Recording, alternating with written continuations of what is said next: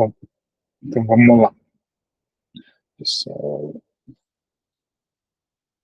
para apresentar. Então, hoje o tema é sobre leptospirose, né? Como lembrar e como tratar. Não sei se todo mundo aqui já teve a oportunidade de ver algum caso de leptospirose, tá?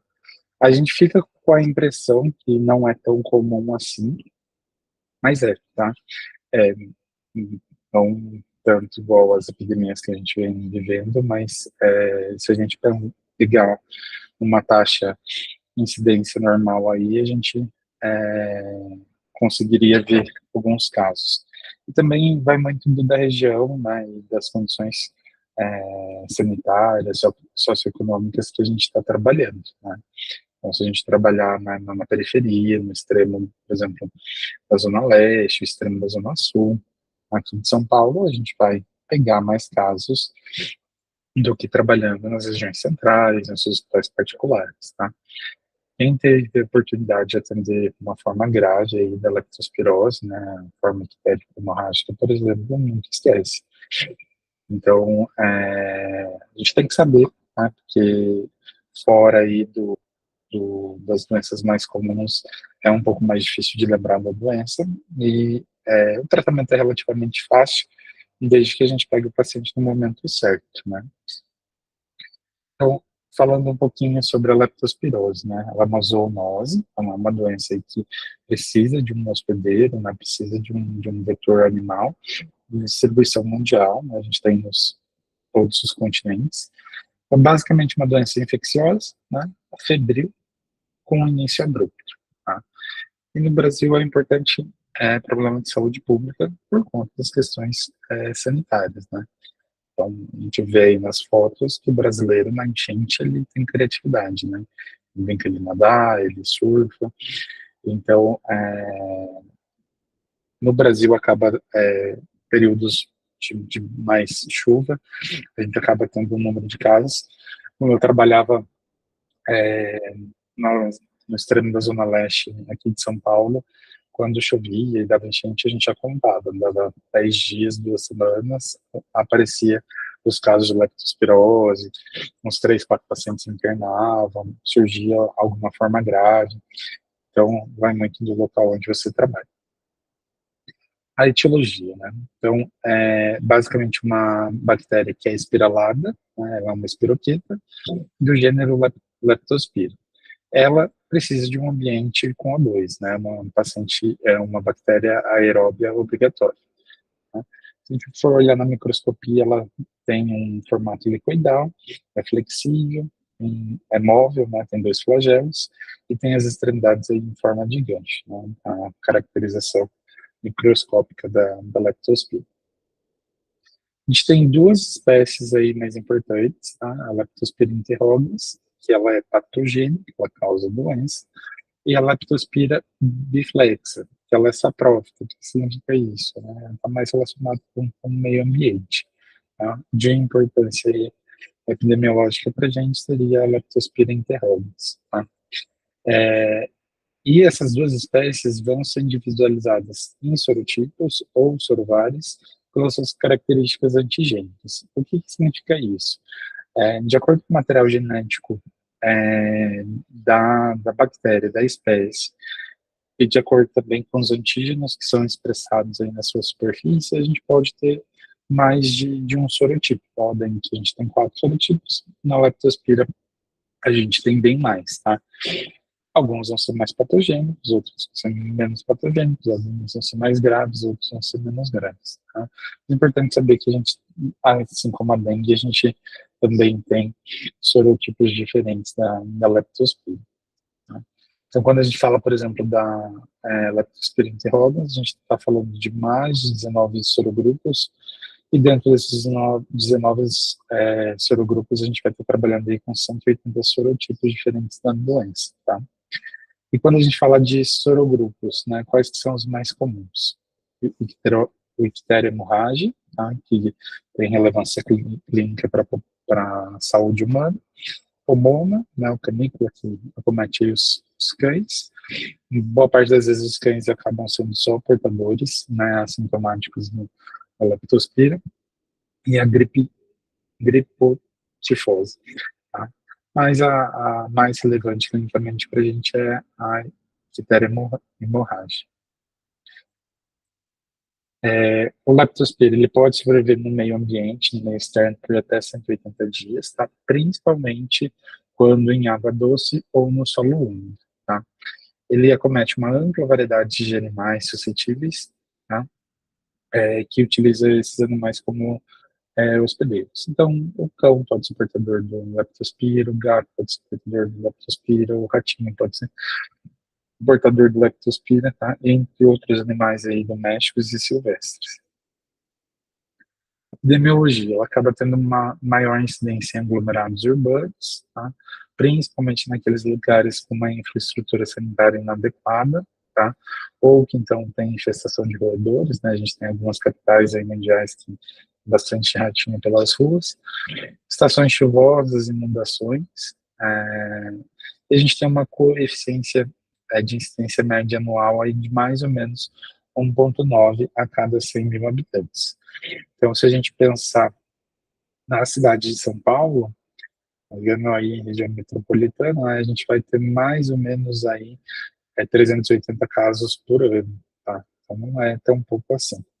A letalidade das formas graves varia, né, de 10 a 50%. Né? Quando a gente fala da síndrome de Ayo, por exemplo, a letalidade pode chegar até 50%.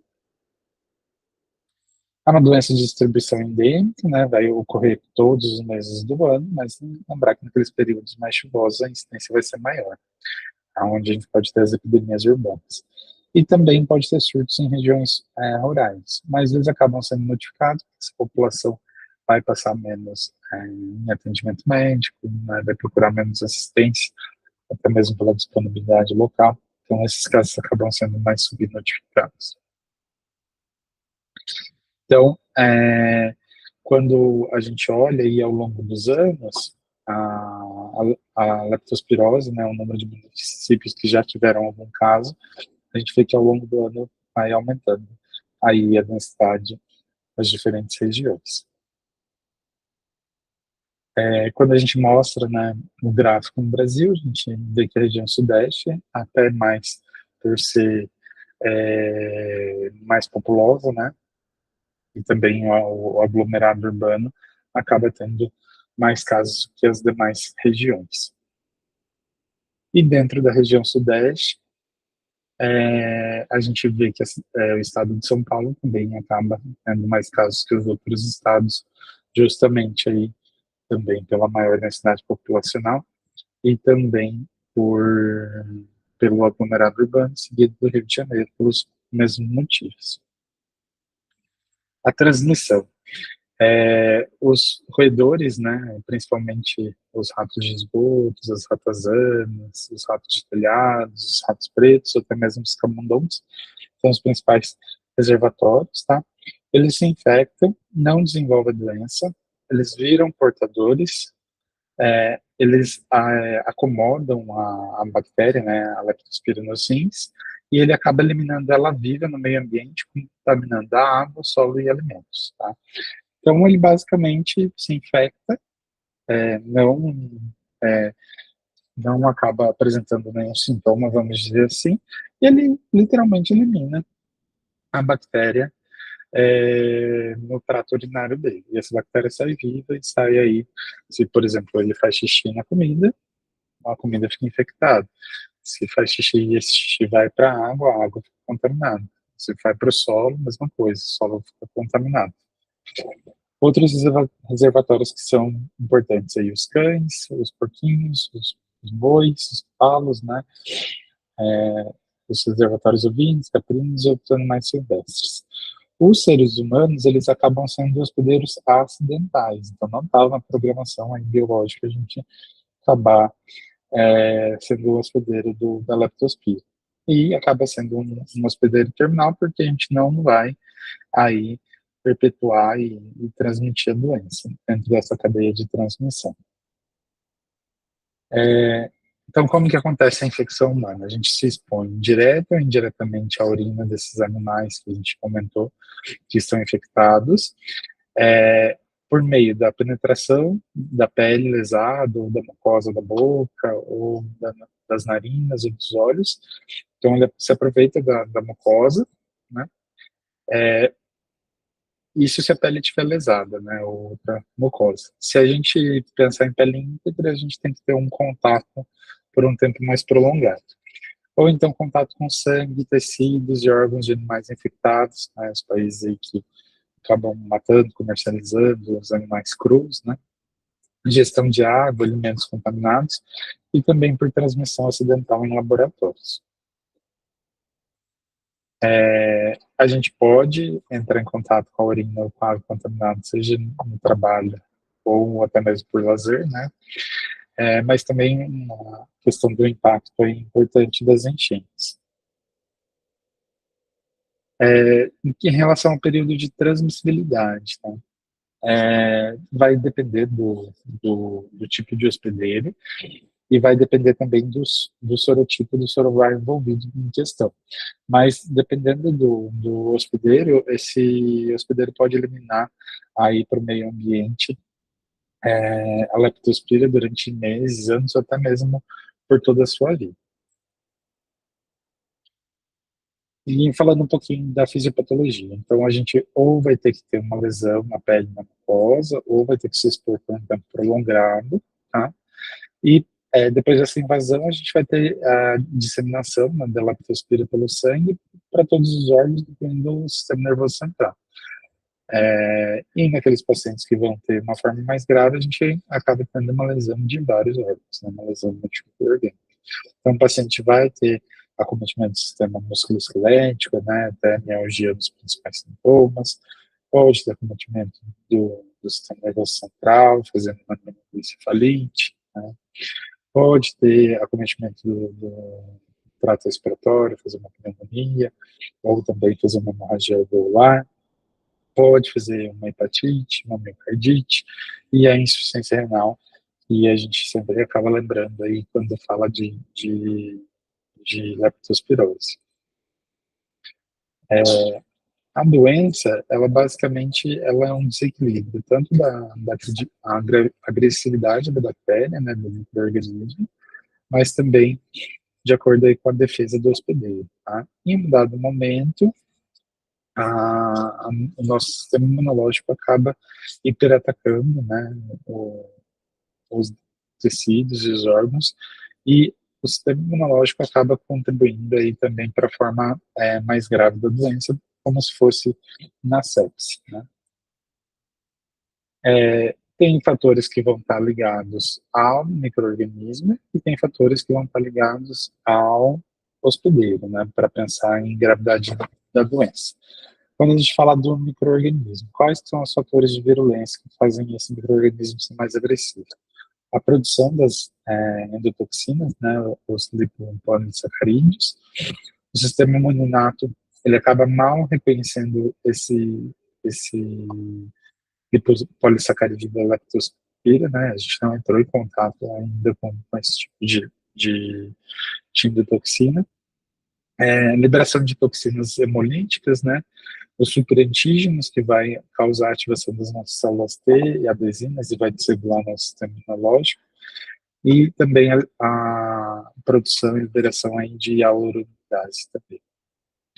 Já no hospedeiro, né, a gente tem fatores genéticos, né, então pessoas que têm aí um gene relacionado ao VLA-BQ6 acaba sendo mais suscetível à doença. Tem pessoas que são mais inflamadas, vão liberar mais citocinas, tem pessoas que vão produzir mais complexos, e tudo isso vai levar ao quê? Né? A leptospirose grave nada mais é do que uma vasculite sistêmica. Tá? E essa vasculite vai ser mediada tanto por citocinas quanto por resposta inflamatória do nosso organismo. Tá? Se a gente passar, né, bem pela doença, a gente sobreviver, a gente acaba tendo uma imunidade adquirida, né? E essa imunidade vai ser a mesma lógica da dengue, vai ser para aquele tipo específico aquele sorotipo específico.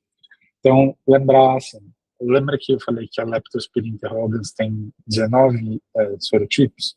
Então, se eu peguei, eu vou estar protegido contra um daqueles 19, né? Então posso pegar leptospirose de novo, que tem mais 8, ou outros 18 aí, para a gente pegar isso pensando só no Enterobus, né? Fora as outras espécies.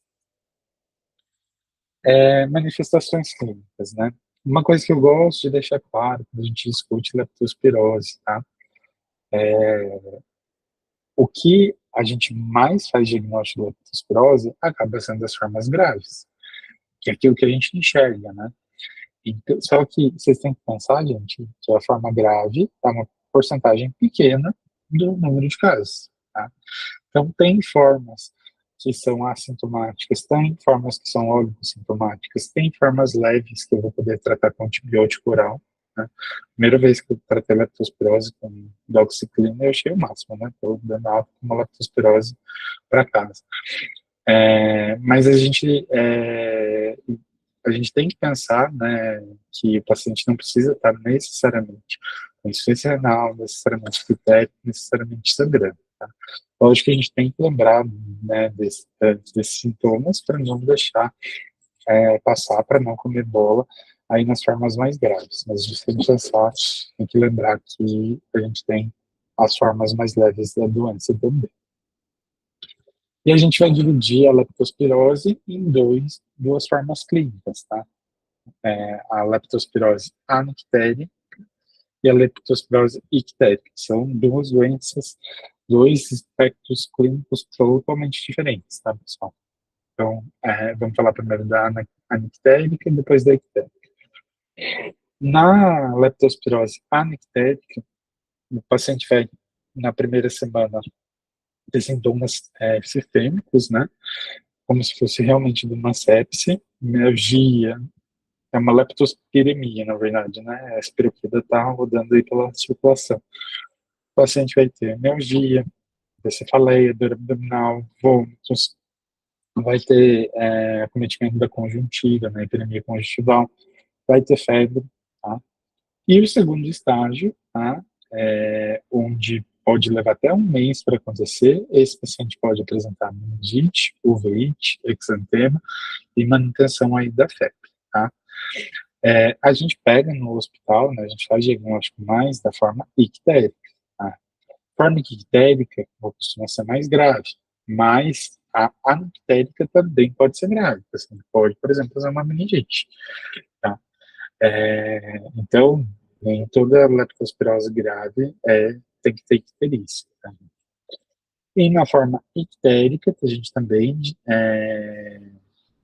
divide em dois estágios, tá? O primeiro estágio é onde tem a disseminação aí da leptospira pela corrente sanguínea, tá? E o segundo estágio é onde o paciente tem a gravidade pelo sistema imunológico, tá? E aqui é onde ele vai desenvolver a icterícia, vai desenvolver a hemorragia, né? Vai desenvolver a insuficiência renal e vai desenvolver a miocardite. Falando um pouquinho mais detalhado, né, a forma anictérica, né, o período de incubação aí da doença, então lembrar que o período de incubação, né, o tempo que eu levo para manifestar a doença depois que eu entro em contato com o organismo, de 3 a 14 dias, tá? Por isso que eu brinquei, fez enchente, 10 dias, 2 semanas para começarem aparecendo os casos de leptospirose. Ela geralmente bifásica, né, aquilo que a gente estava comentando da fase de leptospirismia, né, onde eu tenho disseminação da bactéria na corrente sanguínea, e naquela fase que é mais imunológica. Tá? Então, o paciente se apresenta bastante sintoma sistêmico, depois ele diminui a febre, né, e por 2 dias, e depois, caso a doença evoluir, ele pode apresentar aí, febre novamente, meningite, ovite anterior, paralisia de nervos cranianos, então ela pode ser grave também, tá? E é na fase imunológica que a gente consegue detectar os anticorpos específicos e também identificar a eliminação da leptospira na urina. A duração varia aí de 1 a 4 semanas. Tá? Já na forma quitérica, gente, ela tem uma evolução monofásica, tá? Então, o paciente vai piorando progressivamente aí. E a gravidade costuma ser mais elevada, tá?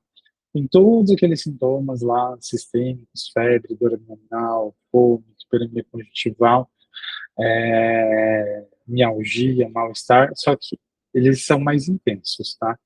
E aí acrescenta a icterícia rubínica, né, que traz aquela coloração alaranjada para a pele do paciente. Quais que são os sinais de gravidade mais comuns? A insuficiência renal e as manifestações hemorrágicas, tá? A duração da doença é de 3 a 4 semanas, tá? Então, costuma ser um pouquinho mais longo do que a forma nictérica, tá? Basicamente, o que vocês vão pegar em hospital de paciente grave é o paciente que chega com amealgia, febre, náusea, vômito.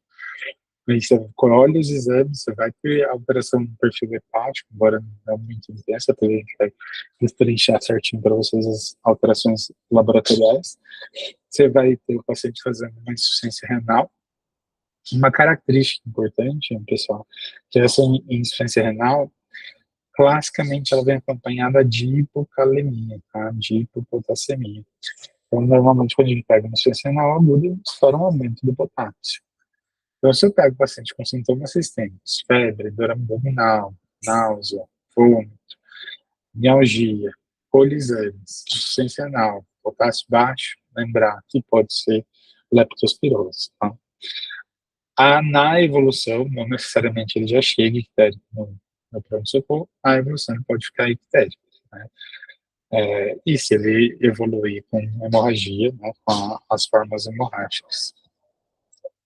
A síndrome de Weill acaba sendo a forma mais grave da doença, tá, pessoal? É mais ou menos 5 a 10% dos leptospiroses. A gente tem essa icterícia rubínica mais alaranjada, que é por colestase, tá? A gente tem uma insuficiência renal aguda, um mecanismo de uma nefrite tubulointersticial, e a gente tem os fenômenos hemorrágicos. Lembra que eu falei que a leptospirose é como se fosse uma vasculite sistêmica, tá? E essa vasculite sistêmica acaba sendo agravada pela plaquetopenia, lembra? Infecção bacteriana grave faz plaquetopenia por consumo. Então, o paciente vai fazer peteca, vai fazer quimose em pele e mucosa, vai fazer hemorragia pulmonar, pode fazer hemorragia do trato gastrointestinal, tanto alto quanto baixo, na forma de hematêmese, melena, enterorragia. Então, às vezes o HB do paciente está caindo, ele não exteriorizou ainda, começa a apresentar um quadro de dispneia, começa a desaturar, coloco o O2, eu faço raio-x e vejo um infiltrado totalmente diferente, né? Vou suspeitar aí que ele possa estar fazendo uma hemorragia alveolar, tá? Posso ter comprometimento cardíaco com a miocardite, né? E por conta desse comprometimento ter alterações no eletrocardiograma. E a tríade aí da síndrome de Weill, até para as provas aí, o pessoal que ainda vai fazer, a tríade composta por icterícia, insuficiência renal e hemorragia, principalmente a hemorragia pulmonar, tá? Então, essa famosa síndrome de Weill com uma mortalidade bem alta, tá? Mas, graças a Deus, só 5 a 10% dos pacientes que acabam evoluindo para essa forma. Então, aqui é o que eu estava falando, né? O paciente foi internado, raio-x sem grandes alterações no parênquima pulmonar, o HB começou a cair, né? A gente coloca o HB de 13, depois foi para 11, depois foi para 9, depois começou a reclamar de dispneia, começou a tossir, começou a desaturar, colocou O2. Quando a gente faz radiografia, esse infiltrado, como se fosse algodonoso, um padrão de hemorragia alveolar, tá? Então, fazendo parte aí da forma ictérica hemorrágica. Quais que são os sinais de alerta que eu tenho que prestar atenção para pensar que o paciente está fazendo uma forma mais grave da doença e internar ele, tá? Então, se ele apresenta queixa de dispneia, de tosse, se ele está com taquipneia, se ele tem qualquer alterações urinárias, normalmente oligúria, tá? Se tem qualquer fenômeno hemorrágico, pulmonotitis, escarro hemoptúrico, hipotensão, alteração no nível de consciência, vômitos frequentes, arritmias e icterícia, tá? Todos esses sinais de alerta juntos ou individualmente vão indicar gravidade, vão indicar internação hospitalar. Perfil laboratorial, tá? colho os exames, no hemograma aqui que eu vou ver. Paciente apresentando anemia, paciente, né, uma infecção bacteriana grave, normalmente com leucocitose, pode ter desvio à esquerda e pode ter plaquetopenia por consumo, tá? As transaminases não precisam estar elevadas, elas podem estar normais, e normalmente quando elas estão elevadas, não aquele padrão de hepatite viral absurdamente alto, tá? São transaminases aí tocadas, 100, 200, 300, tá? Aumento de bilirrubina, né, principalmente na forma entérica, e é uma bilirrubina por é, um aumento que vai gerar colestase, então o meu aumento vai ser predominantemente de bilirrubina direta, tá? Então esquece aquela coisa de bilirrubina direta é só obstrução, não, tá? Não posso ter também por colestase nas infecções, né? O paciente tem queixa de mialgia, se eu colocar a CPK vai vir aumentar, tá? A rabdomiólise aí contribui, embora não seja o principal mecanismo de lesão renal, mas também contribui aí para a insuficiência renal do paciente. Então, aumento de creatinina e de ureia, e aqui era o que eu estava falando, pessoal, potássio sérico normal ou diminuindo. Por que isso? Eu vou ter uma reabsorção de sódio reduzida, eu vou estar perdendo os canais de sódio, vou ter um aumento no aporte distal e, consequentemente, uma perda de potássio. Tá? Então, vou eliminar mais potássio na urina, então vou ficar com o meu potássio normal ou com o meu potássio diminuindo. O coagulograma, né, o TP vai estar largado, se eu tiver disponível e coletar fibrinogênio vai estar elevado também, tentando compensar, né, tudo essas alterações.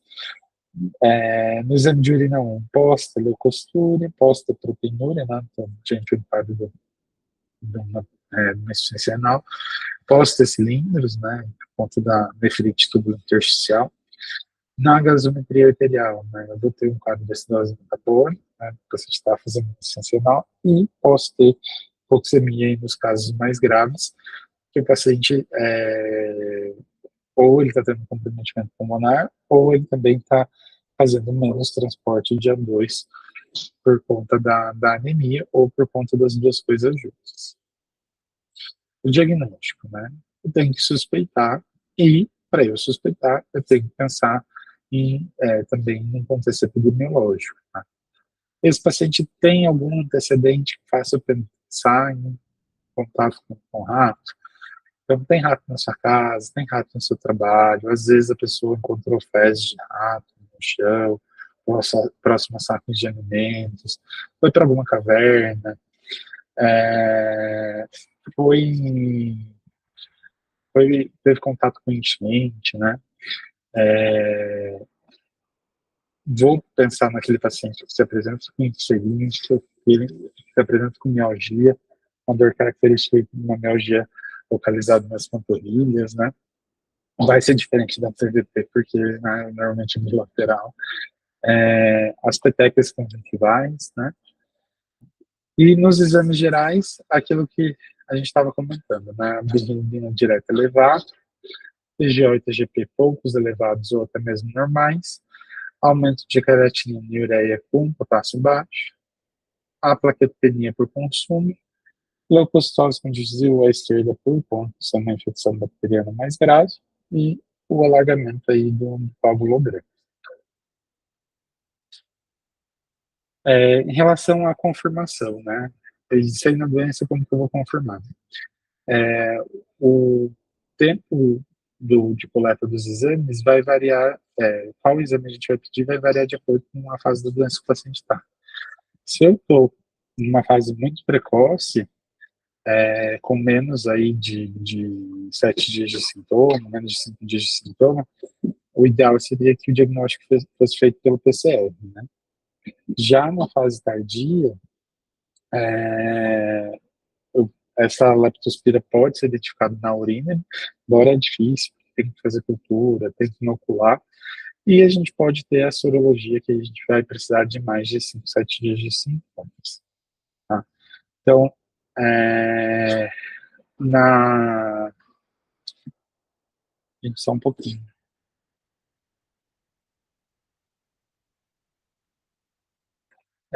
Desculpa, estava me ligando aqui no celular. Então, os métodos serológicos vão ser a melhor alternativa, tá? A gente tem dois tipos aí de reação, de micro e de macroaglutinação. Tá? O microaglutinação vai ser padrão ouro, ele vai conseguir diferenciar os serotipos, tá? Mas isso é bem pouco disponível nos serviços, tá? A macroaglutinação acaba sendo mais acessível, só que o ideal é que seja feito a partir do sétimo dia de sintoma, tá? E o que está mais disponível na maioria dos hospitais é o teste de IgM, né? A partir de 5 a 7 dias de sintoma, ele vai permanecer positivo aí por 1 a 2 meses. Pensar em diagnóstico diferencial, né? Para as formas anictéricas e para as ictéricas mais graves, né? Para a forma ictérica, né? Dengue, influenza, né? Porque o paciente está com sintomas gripais e febre, mialgia, malária, outras rickettsiosis, né, por exemplo, diáfra Lyme, borreliose, a forma aguda das doenças de Chagas, né, principalmente para os pacientes com miocardite, toxoplasmose, febre tifoide, as meningites, tá? Mas lembrar que o paciente pode fazer meningite pela leptospira também, e já nas formas ictéricas mais, e nas que são mais graves, né, as hepatites virais agudas, culminando aí com uma hepatite fulminante, a febre amarela, a própria sepse, a dengue de forma mais grave, né, a colangite, né, o paciente com febre, com padrão de colestase, a forma mais grave da malária, e o tratamento, tá? Pessoal, a gente fez diagnóstico, pensou no diagnóstico de leptospirose, a gente tem que iniciar antibiótico. O antibiótico vai estar indicado em qualquer momento da doença. Lembra que algumas formas podem durar aí até 4 semanas, né? Só que ele vai fazer mais efeito se eu conseguir entrar com antibiótico dentro da primeira semana, tá? Por que isso? Porque o estrago vai ser feito pelo sistema imunológico do paciente, tá? Consegui fazer o diagnóstico do paciente de uma forma leve e moderada, tá? Ou pensei no diagnóstico, mas porque, né, tá tendo vários casos na região, o paciente se expôs a enchente, tem sintomas clássicos, mas não preenche critério para internação. Posso tratar empiricamente, né? Se possível, coletar o exame, né? Uma doença de notificação compulsória, mas eu posso liberar o paciente ou com doxiciclina ou com amoxicilina. Tá? Normalmente a gente usa doxiciclina. Tá? Para as formas mais graves que vão precisar internar, posso utilizar tanto a penicilina G cristalina, quanto a ampicilina, quanto a ceftriaxona, né, o cefim, quanto a cefotaxina. A gente acaba mais utilizando a ceftriaxona, o rocefim. Dose, 2 gramas uma vez ao dia, 1 grama de 12 em 12, tá? Período que a gente vai utilizar o antibiótico, 7 a 10 dias, tá? A gente vai fazer uma hidratação vigorosa para esses pacientes internados, tá? Se a minha hidratação não está adiantando, o paciente permanece ligúrico, eu posso fazer diurético de alça. Não é para todo mundo, tá, pessoal? E da soro, da furosemida está acendendo vela para 2 santos. Né? Mas para aquele paciente que você já hidratou, não está melhorando, e ele continua ligúrico, você pode fazer furosemida para estimular a diurese, né? Ou você pode fazer dose de ataque, ou você pode fazer em bomba de infusão. Normalmente a gente faz mais dose de ataque. Repor potássio, né, se ele tiver com hipocalemia, tá, e se eu for fazer furosemida, ficar mais atento a isso, pode esfolhar mais ainda, tá. Se tiver indicado terapia renal substitutiva, tá, a gente tem, para as formas muito graves, a gente tem indicado cada vez mais cedo, até mesmo antes dos pacientes ficarem anúricos, e você diminui a sobrecarga aí, hemodinâmica do paciente, esse paciente acaba tendo uma melhora mais precoce. Né? Se ele precisar de assistência ventilatória, né, para os pacientes que tiverem via alveolar grave, para aqueles pacientes que precisarem, né, transfusão de massa, transfusão de plaquetas, se necessário. Tá? Plaqueta a gente vai transfundir normalmente abaixo de 20 mil para aqueles pacientes sem sangramento, e para aqueles com sangramento, a gente pode transfundir até mais cedo. prevenção, né? Controlar os reservatórios, né? Controlar aí a questão dos ratos, melhorar a infraestrutura, medidas de educação e saúde, aqueles profissionais que mexem nesses locais, se possível, utilizar equipamento de proteção individual, né, as luvas, vacinação dos animais, né, dos gatinhos, dos cachorros. Eu sei que eu vou me expor a uma situação de risco, né, por exemplo, sei lá, uma caverna. Tá? Você pode fazer uma profilaxia farmacológica com a doxiciclina. Tá? Então, seria 2 comprimidos de 100 miligramas, né, uma vez por semana, aí, quando você estiver exposto a uma situação de risco. Os animais, a proteção deles é limitada a alguns meses, né, então a gente recomenda aí fazer 2 doses por ano. Ela previne o animal de desenvolver a doença, mas não previne ele de ser portador apenas. Já nos humanos, como a nossa imunidade ela acaba sendo específica para aquele serotipo, para aquele sorogrupo, né? Então a gente acaba tendo mais dificuldade de desenvolver a, a vacina, né? Então a vacina acaba sendo mais para os animais. Bom, gente, de aula seria isso. Agora a gente abre aí para vocês trazerem as dúvidas, fazerem comentários, quiserem contar de algum paciente que vocês já viram, se vocês já viram, né, no caso de leptospirose.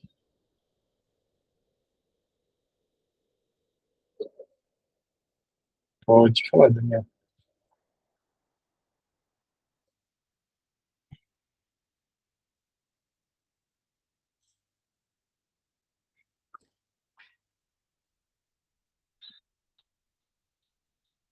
Ah, tá.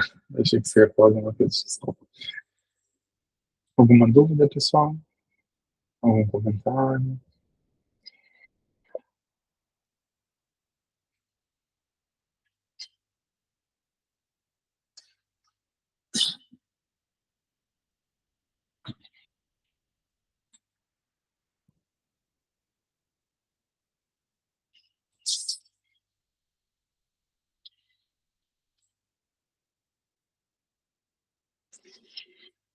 Muito bom, pessoal. Se vocês não têm nenhuma dúvida, a gente encerra por aqui. Tá? Lembrar dos principais sintomas, a característica de insuficiência renal com hipocalemia, para a gente lembrar da doença. Tá? E a ideia é a gente identificar antes do paciente fazer a forma hemorrágica, né? Para a gente ter maior chance aí de tratar com sucesso esse paciente. O tratamento não é difícil, né? Vocês viram que é um antibiótico é simples, Colcefina, é, 2 gramas por dia em 7 dias, mas a gente tem que lembrar de fazer o diagnóstico. Bom?